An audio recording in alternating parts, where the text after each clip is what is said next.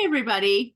This video is about this concept, this question that I hear a lot when I do discovery calls with families, which is the question, how did we get here? I hear this from all kinds of parents, but I'll say I think I hear it from dads more often. Not exactly sure why, but that's probably true. This question, like, how did we get here? How did we end up here? We're doing this discovery call where we are looking at and really just looking in the eye, like, what's going on in your family? I want to hear it. I'm going to ask you tons of questions about, what is the behavior like in your family? How does it feel to live in this family? What are you struggling with? What have you tried so far? What's not working? All of that stuff. And for a lot of families, it's the first time in a while that they've really taken a step back and looked at the situation in their family through fresh eyes. And that question, how on earth did we get here, is very normal. And I'm going to answer that question for you with a little analogy. Have you guys ever heard the story about, like, when you put a frog in a pot of water and you gradually increase the temperature in the water? The frog does not realize that it is being boiled alive. It just stays in that pot of water until it is dead. That's exactly what is happening in families all the time. Our brains are super good at adapting to our surroundings and making whatever situation we're in normal. And if you think about the things that happened to you in your childhood, and I bet every single one of us has at least one story of something that was really weird or maybe even kind of messed up that was happening in our family. But at the time, we just thought, well, this must be just how families work.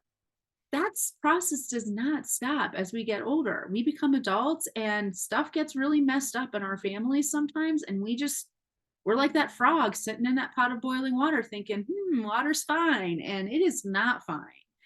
So this situation happens all the time. And I will tell you the downside of this situation is twofold. Number one, the downside is it takes you way too long to realize, like, this actually is not okay with me. I don't want this to be my reality. I want to do something about it. Oh man, it would have been great if we had started this work a year ago, maybe, or something like that, 6 months ago or something. That's one downside. The other downside is that process will be happening to you while you're seeking help. So I promise you, if today something I say in this video or something that happens in your family catalyzes you to say, that's it, today's the day, I'm booking that call with Anne. I've been thinking about it for a long time. Enough is enough. I can't wait to meet with her. Between today, when you set up your appointment, and when we meet, even if it's tomorrow, even if it's just 2 days from now, between now and then, that rationalization process will have taken place, so that by the time you and I meet, you have already convinced yourself that it's not really that bad. And that is something that stops so many families from getting the help they need, or from getting the help when they need it. So I don't want that to be your story. I want to encourage you. So I want you to imagine this is a true story.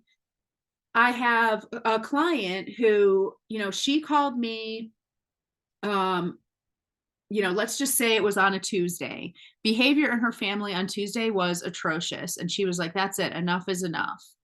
Then Thursday, she set up her session with me. It was going to be on Friday.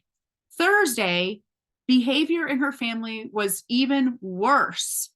Okay. It went from like bad enough that you want to set up a call with me to the next day, it was 10 times worse. Horrible. Then the day after that, the day she met with me, she went back to just being as bad as it had been on Tuesday. But by that time, she had already in her mind gotten to the point of like, well, it wasn't as bad as it was yesterday. Like, things are okay. It's better. This behavior that on Tuesday was completely unacceptable to her and catalyzed her to actually take action and do something. By the time I met with her on Friday, she had already rationalized it to the point where, well, it could be worse. It's not that bad. Maybe it's getting better because yesterday it was terrible and today it's just only as bad as it had been on Tuesday. This like ebb and flow happens all the time. Please, I'm begging you, do not let yourself be the frog in that pot of water. This rationalization and adaptability and adjustment that people can do for or to themselves it really can have this sinister side, and it's on you. It's up to you to not only look around you and keep your eyes wide open and realize, like, you know what? No, this isn't how I want my family to be. And I've got a lot of years left. I don't want it to keep going on this way. I'm going to do something about it. And then keep your head on a swivel, even once you've set up that call with me, because I promise you, by the time we meet, your that sense of urgency is going to have quelled. You will have already begun the process of telling yourself that the situation you're in is okay and it's good enough, and you don't really want to do the work or the investment or whatever of making it better, because change is hard. It's the devil you know versus the devil you don't know, right? Don't let that rationalization situation happen to you. Take action now before that water comes to a boil. I hope that's helpful for you guys. I really hope all these analogies land with you. And if you are ready to jump out of that pot, do not let yourself get boiled alive.